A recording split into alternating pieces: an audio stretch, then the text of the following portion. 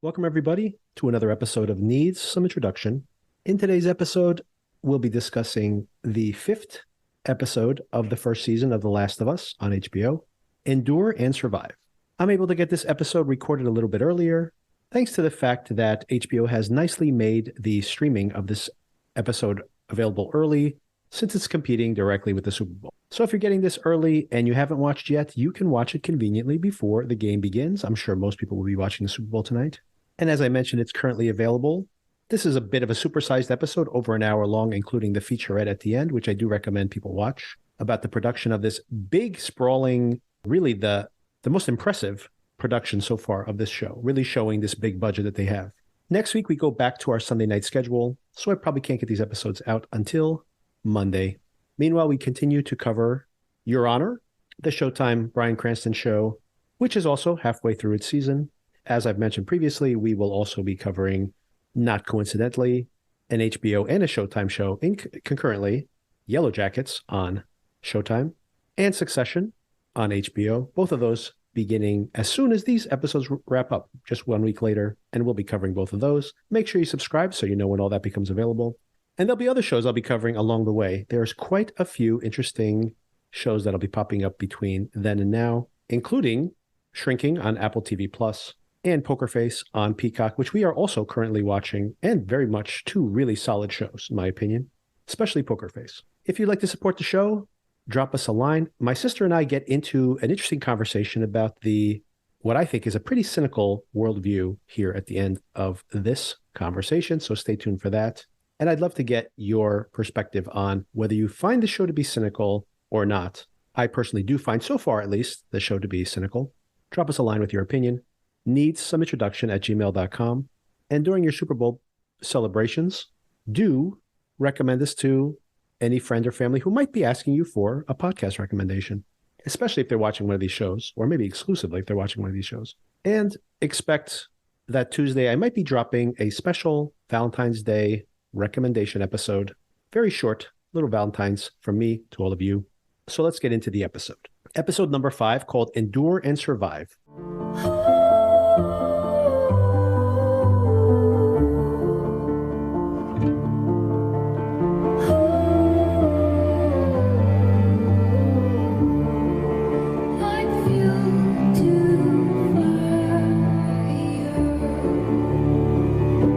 The episode begins, we actually jump back just slightly in time, and we see that the Kansas City Fedra forces have been overtaken by these rebels that we met last week, led by Kathleen, played by Melanie Lynskey, and Perry, her right-hand man, played by Jeffrey Pierce, who, by the way, plays Joel's brother in the video game. Yet another Easter egg to the gamers. This is a brutal scene. We see that the Fedra troops are being strung up, and we see Henry and Sam, who we met last week, indeed are brothers, and they are trying to make their escape. There's an announcement in the background that collaborators will be tried. They will not be executed. They just need to turn themselves in now. We realize pretty quickly that Sam is deaf, and Henry communicates with him mostly through sign language. Kathleen desperately wants to know where Henry is, and she goes and questions a bunch of these collaborators who have been detained by her forces.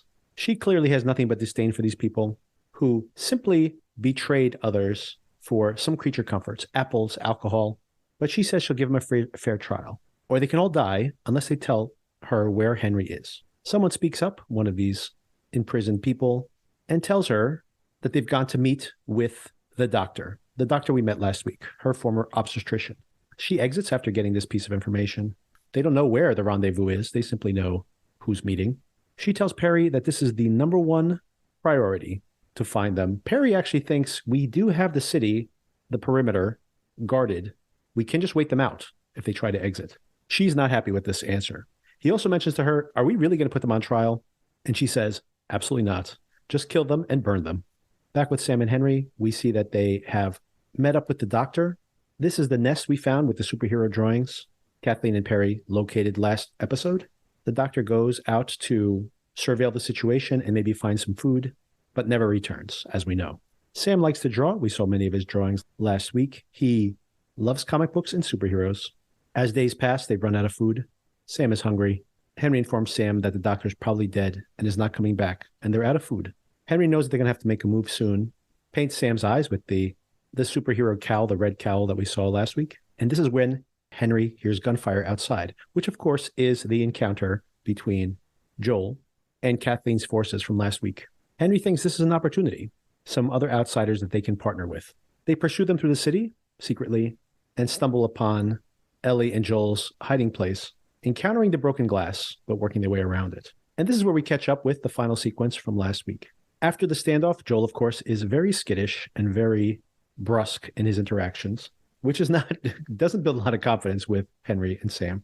But eventually they come to a peace. Joel gives him some food and says, let's go our separate ways. Henry says, I need you guys to get out of the city, and I can show you how to get out. I bet you came up here to look for an exit, and I know an exit. This sounds like a good deal to Joel, or maybe the only deal he has. He tells a little bit of the history of Fedra. Joel knows them by their reputation, apparently one of the more brutal dictatorships of these cities, 20 years of pillaging and raping and torture.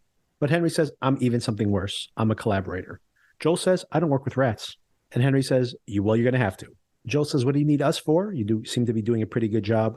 Henry says, the closest I've ever gotten to killing somebody is holding an empty gun on them, which is apparently what happened that morning. He needs him as some extra muscle. And he can see from what he saw the day before that Joel is the right mercenary for the part. Ellie and Sam are bonding. It's nice to see these kids together. And it does lighten the mood momentarily in this grim show. Henry outlines his plan. They can exit to almost the edge of the city and then cross the river. There's a subway, and everyone's afraid to go down there because they believe the infected are down there. But apparently Fedra has done a really good job of clearing them out. So Henry promises, pretty confident, that it'll be a relatively clear exit from the city underground. Joe's a little suspicious of this, but really doesn't have many options. Henry says he's been down there, and for years now, it's been pretty clear, although he hasn't been down there in quite some time.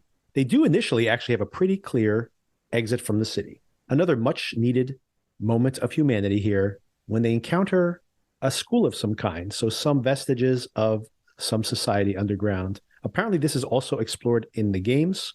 You can actually pick up these pictures and documents and get some history as to this mini culture that was developing underground. I do hope these people aren't all dead and that they have gone on to greener pastures. This is really beautifully realized. You see these little details almost certainly lifted directly from the game. There's rules that are posted on the wall. You see that children have decorated the walls with their paintings and drawings, which have now become more desiccated. Sam and Ellie continue to bond. They play some soccer. And of course, most importantly, maybe, they find some old comic books that they used to enjoy, where our title comes from, Endure and Survive, which, as someone mentions, is a little redundant. While the kids continue to play and everybody waits for the day to get a little darker so they can make the exit from the city a little cleaner under cover of the dark, Henry does confess that he's never killed somebody with a gun, but he has indeed led to someone's death. And that is Kathleen's brother, who was the leader, the previous leader of these rebels. Sam, he got sick. Leukemia. Yeah. Anyway, there was one drug that worked. And, whoa, big shock. There wasn't much left of it. And it belonged to Fedra. And if I wanted some, I was gonna take something big. So I gave them something big. That one green man. The leader of the resistance movement in Kansas City. And Kathleen's brother. Yeah. So, still think they should take it easy on me?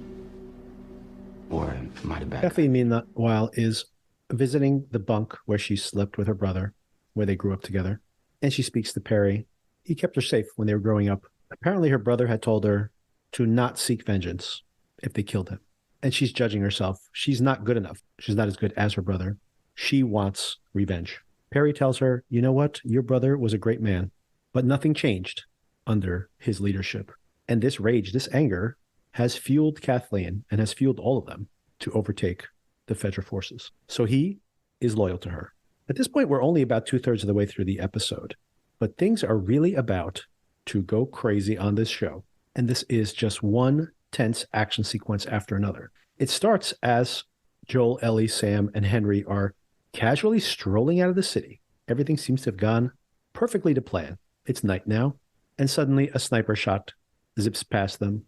They take cover, and Joel decides that he's going to sneak up on the attacker, who apparently is a pretty terrible shot.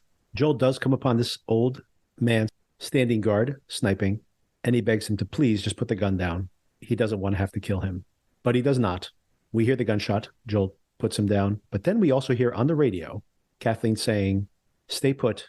We're almost there."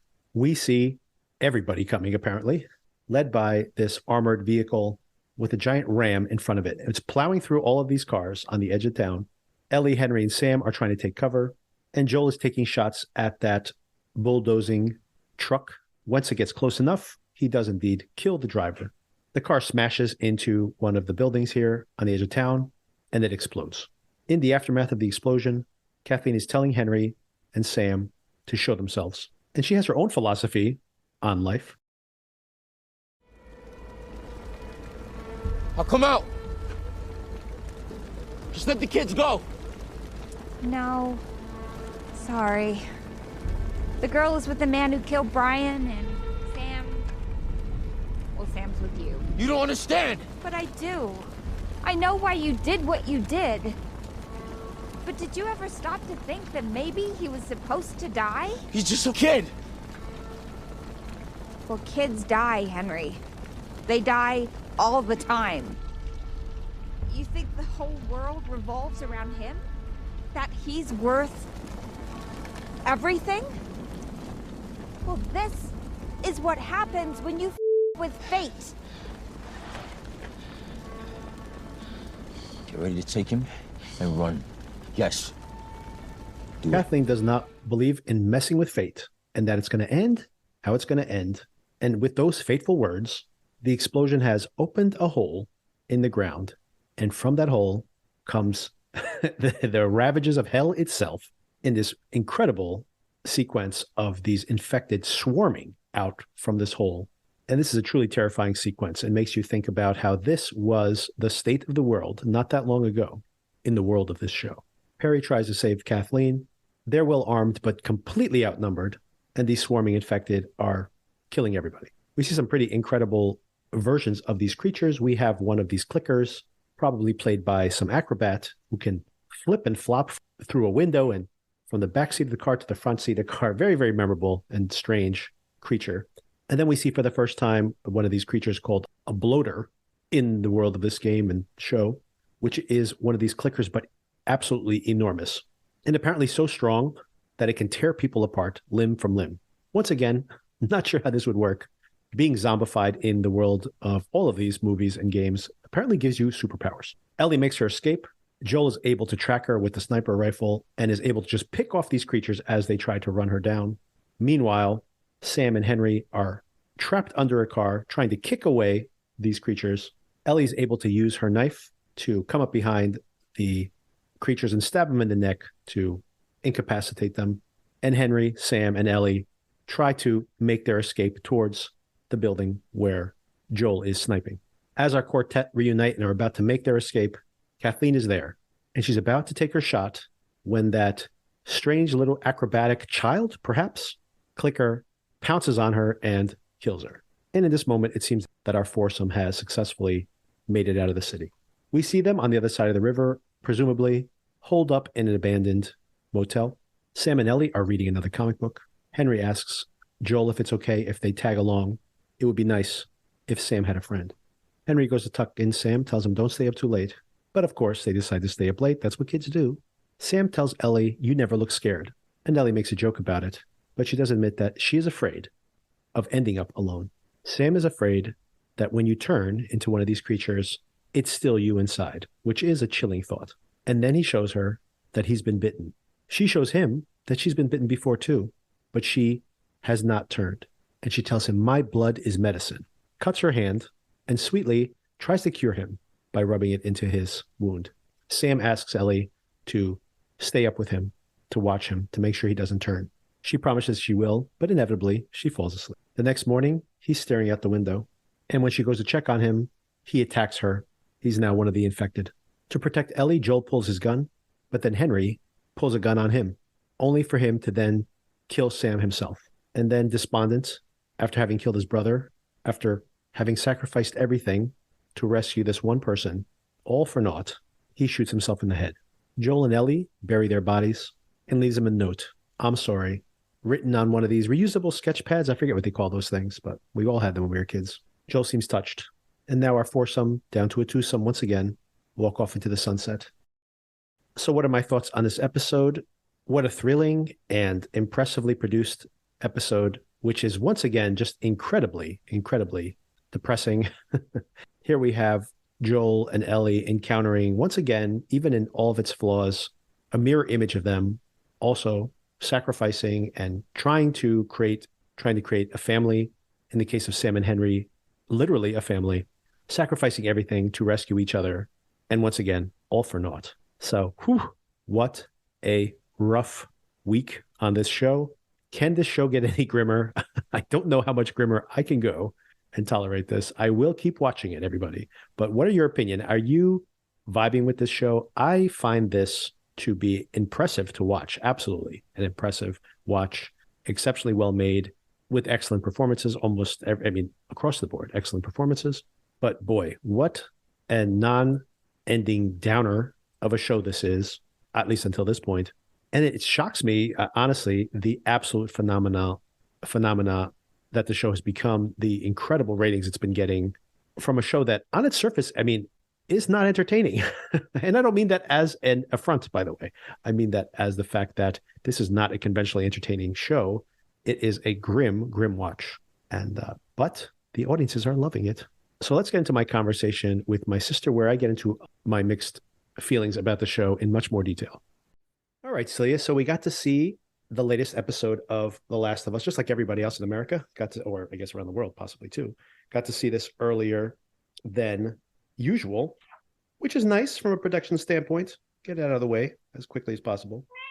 The cat has something to say about it too. And this is the 5th episode, where at this point, at the end of this episode, we are exactly halfway through the season. This show's been renewed for season 2. And by the way, I don't know if you knew this, Celia, but this show is quite the phenomena. It started off, they were pretty happy with things started. They had about 4.5 million people watching the first episode of this season, which was their 3rd most popular premiere episode ever. Half as much, by the way, less than half as much as House of the Dragon. But of course, House of the Dragon had a built-in fan base, but still a very good number for them. But it gets much better.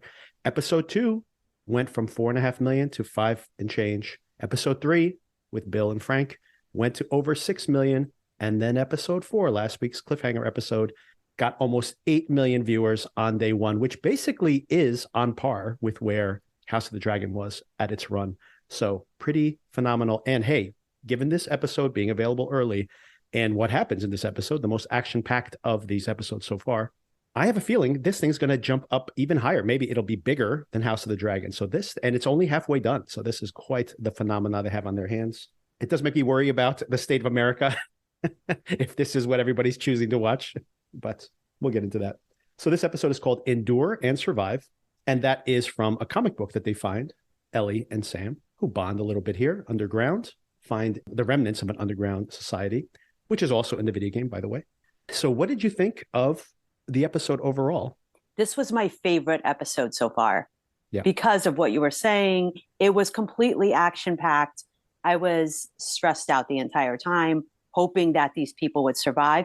But what I also love about this episode is that we finally understand why this rebel group is after this boy. Mm-hmm. And I'm sympathetic to the rebel group also.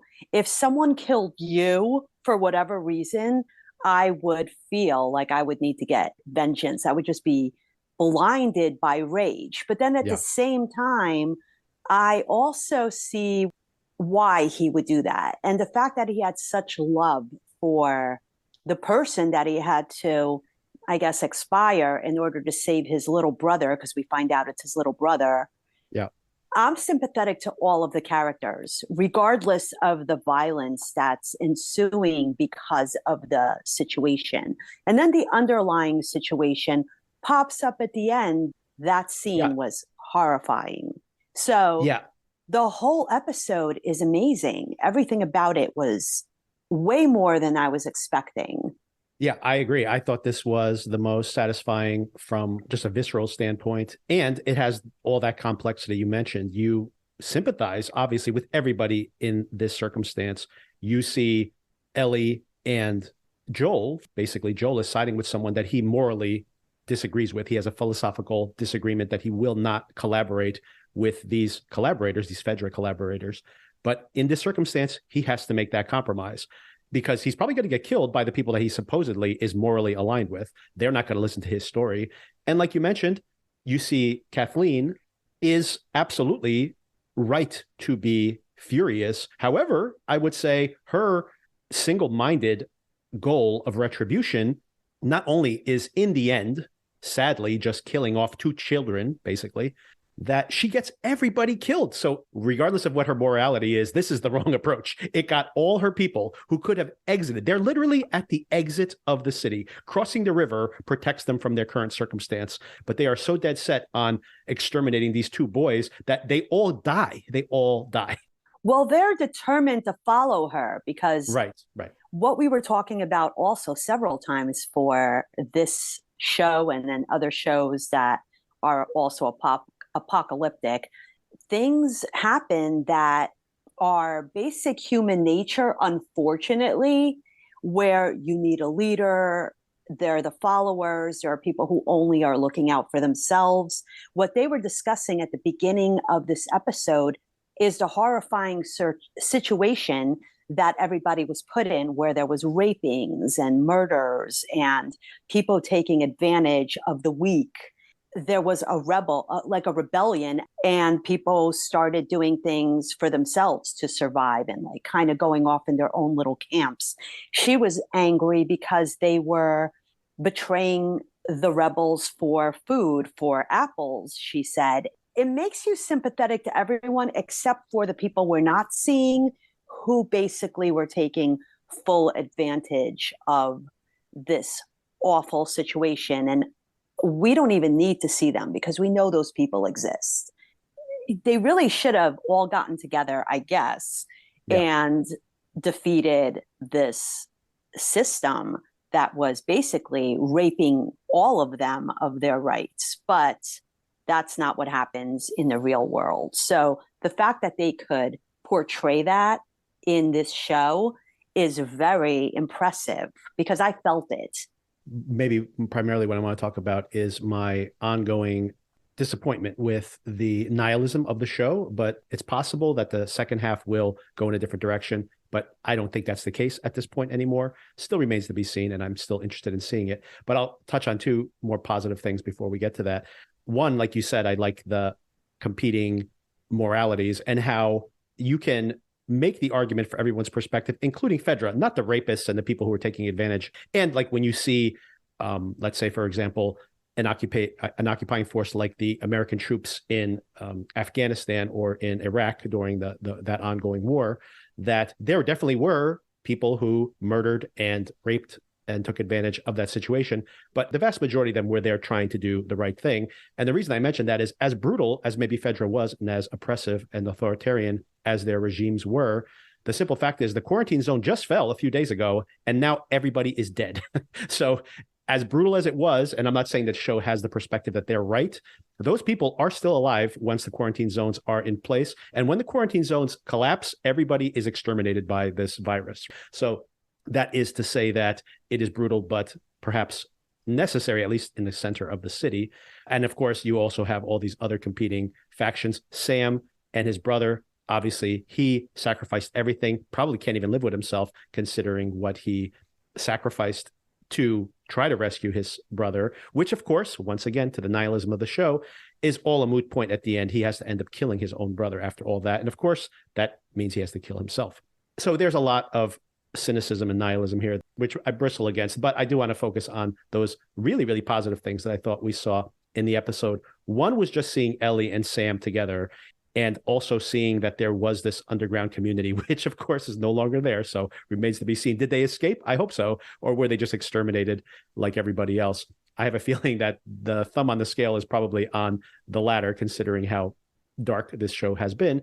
But it is nice to see that there was a society that was trying to rebuild itself, even if it was in secret. And you see this possible future for the world when you see these kids together, right? Because that really is where any kind of optimism would come from in rescuing these children. And then the other positive point I want to bring up is, like you mentioned, that final sequence where the ground erupts. And if you saw the featurette afterwards, by the way, they show how these are not CGI. These are people who are basically go to a boot camp. They worked with people who worked on the Planet of the Apes movies to basically send all their extras to a boot camp to like learn how to move like these zombies or whatever. And then they unleash them on the actors. So it is a truly massive and shocking sequence, especially since we haven't seen anything like that on the show before. You can only imagine what this was when this thing was raging and these infected were probably killing millions of people daily, that this is what the streets look like all the time. And it's a truly, truly terrifying sequence. Like maybe the first time the show has aggressively become a horror show. Really well made. I love, though, that they go deep with the characters, because really everybody has a survival instinct. So everyone really is out for themselves, just in general. Like, you want yourself to be happy. It's very hard for most people to be empathetic enough to look that far outside themselves to see what all the consequences would be to the words you say, your actions. Even little actions have repercussions that you're not aware of, and you can't be aware of all of your actions and all of your ripples of repercussions, because you would just be in a state of anxiety all the time. So everybody is trying to survive, and they've all latched on to a mission. He's trying to save Ellie. Right. This guy's trying to save his brother. This lady's mad because her brother, who was this wonderful person who seems to have the capabilities to empathize that far outside himself, was just murdered. That's amazing that these people are leaders. They could bring people in and have them do their bidding through their own, I guess, perspective. So the show does an amazing job of doing that. So it does come off nihilistic, but I tend to be more nihilistic than you. Not that I don't think humanity has wonderful qualities, but base humanity is very similar to what we're seeing here. So I don't know if it's going to all of a sudden sunshine and rainbows are going to come out at any point for more than like 2 seconds, because I don't think that's the reality. That you're way more optimistic about humanity than I am. So I'm watching this show not going, oh, it's so nihilistic. I'm watching the show thinking, if I was this person, I might behave in this way. Not because I'm a bad person, because I don't think I am, but because that is human nature. It's a primal reaction to the state that you're in, because now you have to survive. If it's not just you surviving because you just want to end your life because this is so depressing, you may cling on to another person or your family or someone, your dog, whatever, to get yourself through the situation. And that's what everyone is doing on this show. The people we're not seeing are really like the base of humanity. I mean, excuses to just do horrible things because now they can, because there's no law. Those people, the ones we're not seeing, are also realistic parts of humanity. I don't find it nihilistic in the way you do.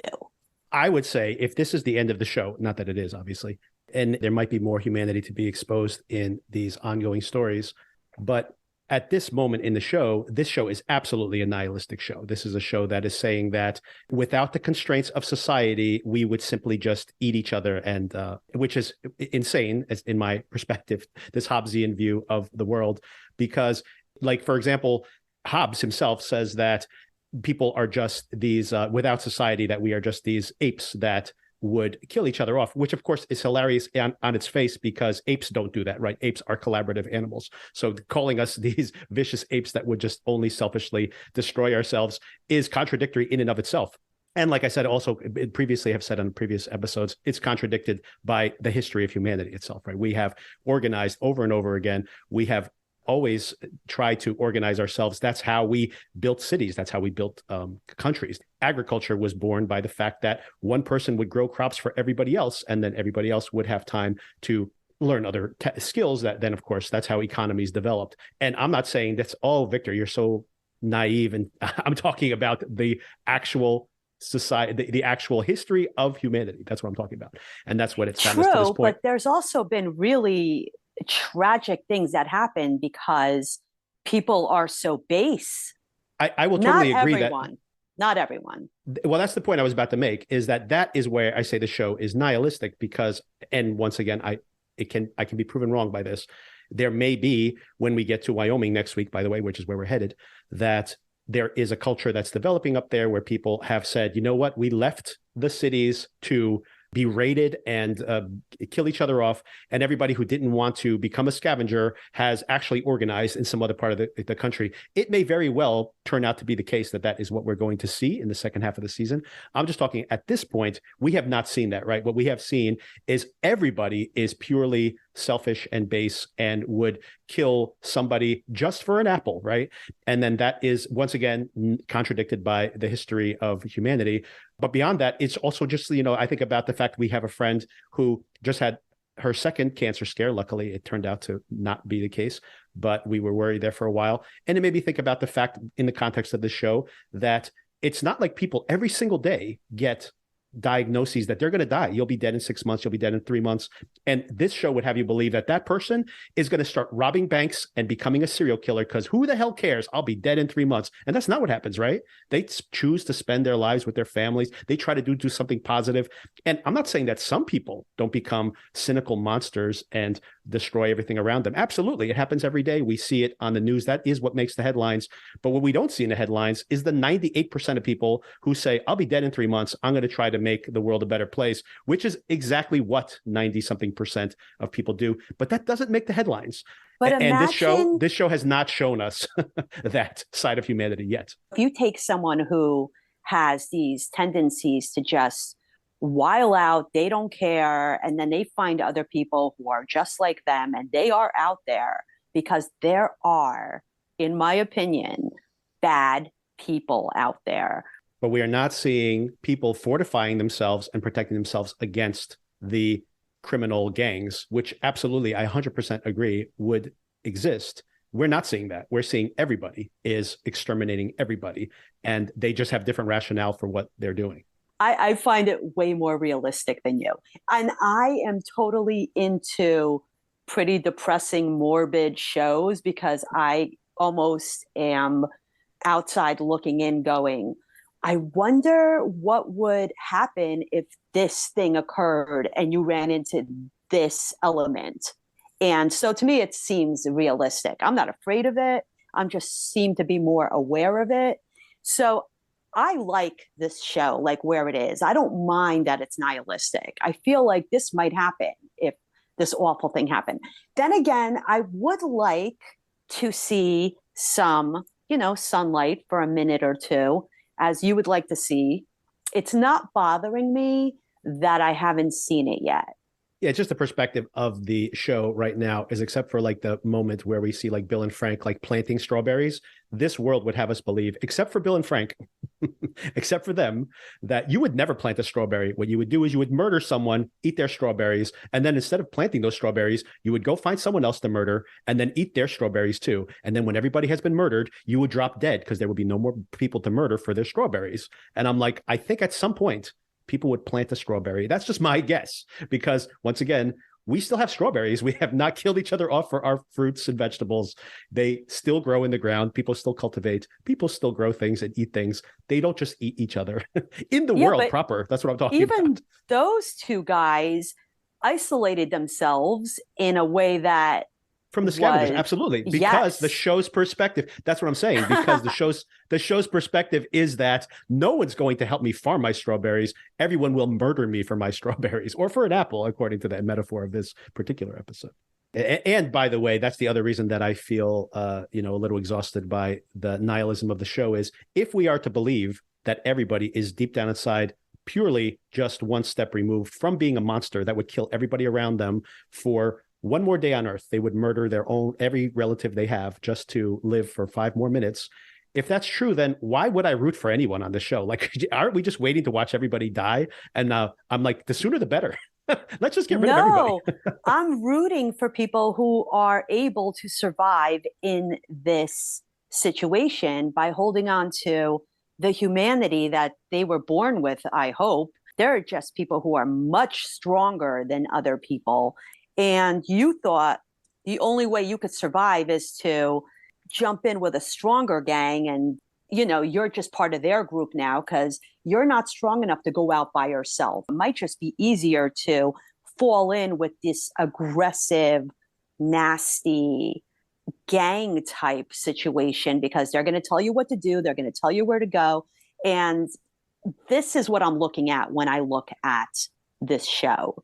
I'm being really philosophical about humanity when I'm looking at this show, but I don't find it unbelievable. So I'm really enjoying this show because I'm never like, oh my God, I can't believe there's no sunlight. And I'm like, oh, that might happen. Like, I never think this wouldn't happen. Don't I sound morbid? Yes, you do. I know, but I love good people, by the way. I gravitate towards that. If I was in this situation, I would hide out, probably not in a group of wonderful people. I might hide out for a while until I could figure out who is it that I could hang out with and not get eaten alive. I need to see that for myself before I join anyone's group. The cynicism I see in the show, and once again, we're only halfway through, so I could be wrong about everything I'm saying right now. But the cynicism I see is that I agree that there is, even in our own behavior, there are times when we are incredibly selfish and there are times when we are incredibly humane, even in an individual. The issue I have with the show is that we don't see that other side, right? What we do see is we see the Fedra people, except for brief moments like that woman who checked in that boy in the second episode who tells him, we're going to give you a shot. And when you wake up, you can play with all the toys. And she's trying to give him a final nice experience because they're actually going to kill this boy, which I understand, by the way. I'm not even criticizing there, but I do see that flash of humanity when she tries to be kind to him before they kill him, which is a shred of humanity that we see here on the show. But also, I don't see that across the board.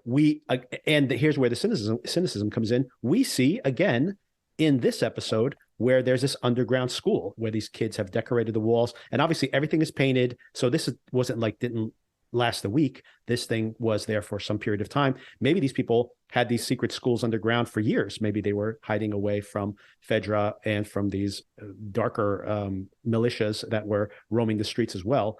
But where are they? Hopefully, I hope they escaped. They got into communication with some other group and they've said, get the hell out of Kansas City. It's brutal there. Move up to the mountains or whatever. And, we have a community and you can come join us. I do hope that's the direction the show is going in. But at this point, I feel like they probably got murdered because that seems to be what happens to anybody. And of course, that's the problem. If you're not doing the murdering, then you're going to end up murdered. But then think about everybody in that show who has made these compromises. Tess is dead. Sam and his brother are dead. Frank and Bill are dead. Right? It's just like, you're just going to die anyway, even if you try to do the right thing. And that's where the cynicism of the show comes from. But although Joel and Ellie are not yet dead. So, and by the way, one more positive thing I would say is it is very sweet to see that Ellie is, in that moment, hoping that her blood, of course, it's not going to work that way, just rub some blood on it. But she is hoping that she can actually cure Sam from his bite. And of course, that does not go well. But it is heartening. And maybe that's what the show is trying to say. And it's also something that we saw in Station 11, by the way, right? Is that as you get older, maybe you get hardened and all you want to do, and maybe it's like a conservative mindset, all you want to do is preserve what you have at all costs. It doesn't matter. Even if all I have is like 2 square feet of private space, I will kill for that. And maybe it is the younger generation that is more idealistic and is actually thinking about like, no, like without a future, what's the point, right? Let's talk about Children of Men. Without a future, what's the point? So I have to believe in the future no matter what. And this is kind of what Tess was telling Joel when she died. So I do hope that once again, that is the direction the show is going in, and that we've just simply been seeing right now that more hardened conservative viewpoint, and that inevitably humanity has to evolve to see more than life is just about eating another piece of bread. Life has to be about wanting to live in a world with other people. And I think that is still something we haven't seen. But we are seeing it because he is out there on a mission to save this girl who is the future. Right. Still, yes, the Fireflies in Boston and maybe across the country are the one group of people who are still fighting for a future. Yes. Yes. And then this boy and his brother, he did something really terrible to save his brother, who is the future. The young people are the future. I mean, that's just the way it is. So I am seeing that. Yeah, I mean, that's the thing I don't see that I want to see more of. And maybe that's what is kind of missing here in the show. All you can do when things are bleak is to fight for the next generation, so that you can continue to protect your children and that they can have more children. So you see that these freedom fighters who are murdering everybody, like literally every terrible thing that was done by Fedra, they are doing. They're taking these people, hanging them in the streets, raping them. They're doing everything back at them, which is just such an incredibly bleak view of humanity. But they don't have anything to fight for, as opposed to these people who are fighting for children, right? You have Ellie, and Joel is protecting her. Now he's slowly starting to develop this affinity for her. I think especially now at the end of this episode. And of course, you see Sam and Henry, who's fighting to protect Sam. We're running out of time, so I do want to just mention one more thing. I think structurally in the show that I find very interesting, and I'm starting to see in these episodes, is that Joel and Ellie, but really this is Joel who's having this experience. He's seeing alternate versions of who he could have been. So you see Frank and Bill hold up together, and of course Tess and Joel went to visit them. We see that in that flashback. So that was a possibility, right? Tess and Joel could have lived there, in one of the other houses. Well, why not, right? Like there's a whole city that is available to them, or somewhere else they could have holed up somewhere. So that is one possibility, a road that Joel could have traveled. And, Tess was probably still childbearing age. They could have had a family. They could have started something new. That is one possible route for Joel's history. Another one was to have joined some kind of militia, which he did in the past. But not only that, he also had the opportunity to join the Fireflies like his brother did. That he could have settled down with Tess, which of course I think was the point of that episode and the letter that he gets at the end. Another route he could have taken, here he is like Henry and Sam, sacrificing everything to rescue just one person. And of course, that ends up terribly for them. So I think in a way, what we're seeing is all these different possible decision points that could have been made. And Joel is weighing all that out.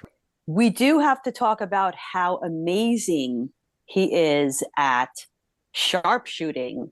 Oh my God, incredible, right? Yes. Great. Yes. That was so great.